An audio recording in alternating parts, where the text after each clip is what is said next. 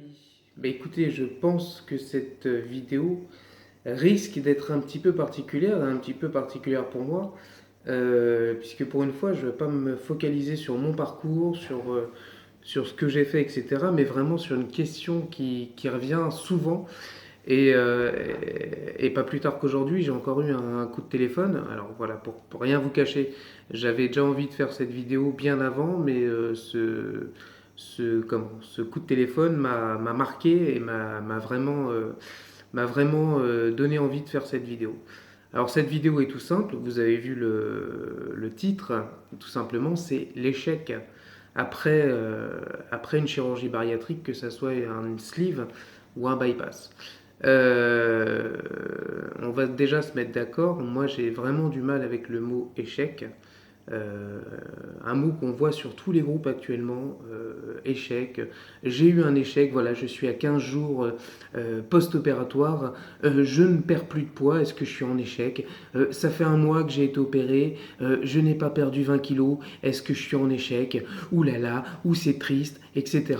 Alors voilà, moi, on va être très clair, on va parler d'échec à partir du moment où déjà on est sorti de la période qu'on appelle la lune de miel, on va dire après 1 an et demi, 2 ans. Et je vous rappelle quand même, ou je vous le dis, il y a une chose qui est tout à fait logique, c'est de reprendre à peu près 10% de son poids. Alors quand je vous dis reprendre, c'est pas obligatoire, mais les chirurgiens, et en tout cas toutes les personnes proches de la chirurgie bariatrique, sont aperçus qu'il y a des gens, à la fin de leur parcours de perte de poids, donc ce qu'on appelle couramment la lune de miel, donc à peu près à 1 an et demi, 2 ans post-op, ont repris 10% du poids qu'ils avaient perdu. Donc très simplement, quelqu'un qui a perdu 50 kilos peut reprendre jusqu'à 5 kilos, c'est ce qu'on appelle le rebond. Voilà, la parenthèse rebond est terminée. Moi, je m'intéresse vraiment aux personnes qui ont pris plus de poids. C'est-à-dire que sur les contacts que j'ai eus, les contacts que j'ai eus lors d'échanges entre patients, etc., je parle des personnes qui ont repris, pardon, 20 voire 30 kilos. Voilà, là, on peut, et encore, mais on peut parler d'échec.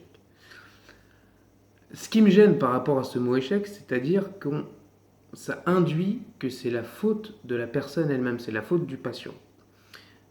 Moi, j'ai une conviction, c'est que nous sommes tous atteints, en tout cas pour les personnes qui ont été dans la chirurgie bariatrique, nous sommes atteints d'une maladie chronique, et qui dit maladie chronique dit que ça peut revenir, et tout simplement la chirurgie bariatrique a mis en sommeil cette maladie. Et voilà, on va la nommer quand même, cette maladie s'appelle l'obésité.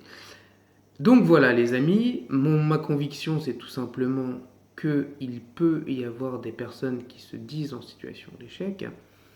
Et il y a une chose très simple par rapport à ça. En tout cas, pour moi, il y a deux outils qui sont super importants pour qu'un maximum, on retrouve moins de personnes en échec.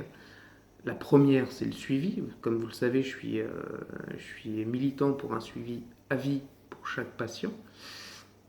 Et la deuxième chose, c'est ce qu'on appelle l'ETP, l'éducation thérapeutique du patient. Logiquement, il y en a partout dans chaque établissement qui pratique la chirurgie bariatrique. Et ça peut être des ateliers, par exemple, avec une nutritionniste sur comment, qu'est-ce qu'on mange, qu'est-ce qu'on a dans l'assiette, qu'est-ce qu'on a besoin. Et ça, c'est super important.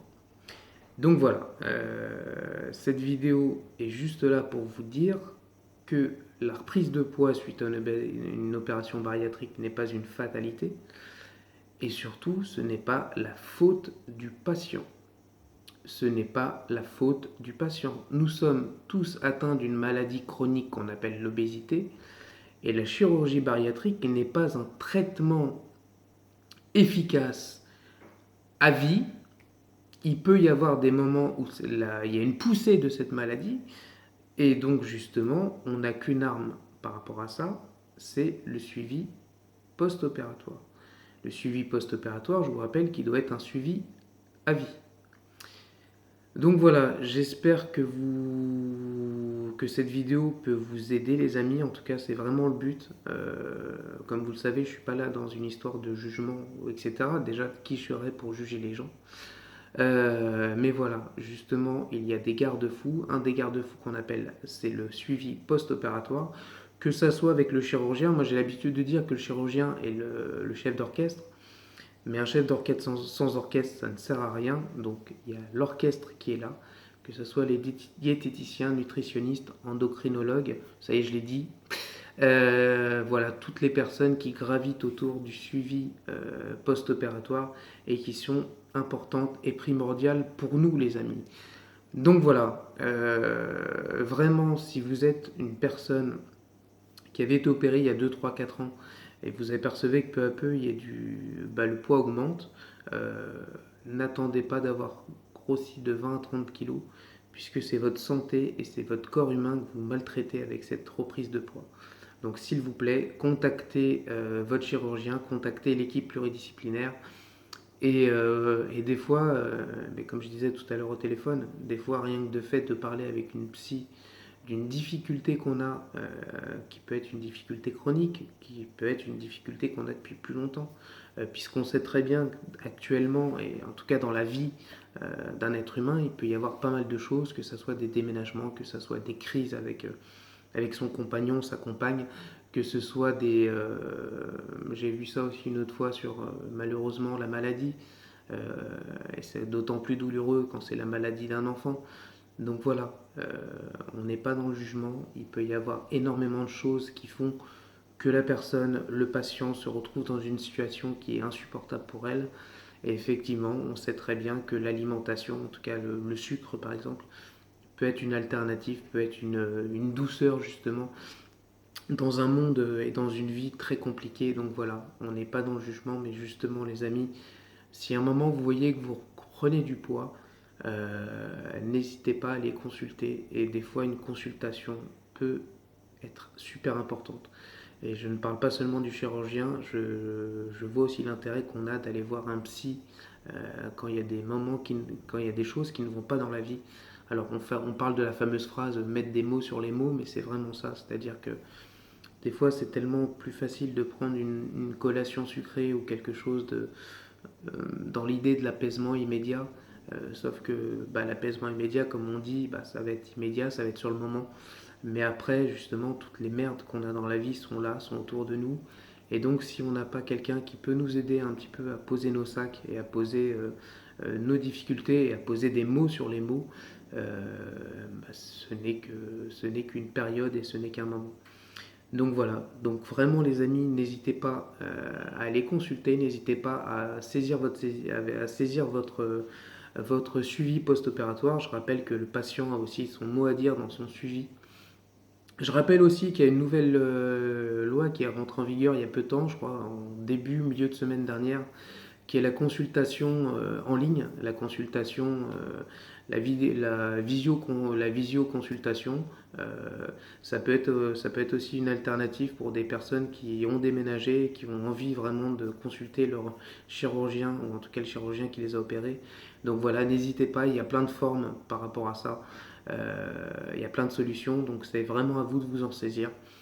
En tout cas, saisissez-vous de quelque chose, saisissez-vous de la sleeve de Stéphane. Je vous rappelle que je mets le lien à peu près par là. Voilà, donc n'hésitez pas à cliquer dessus.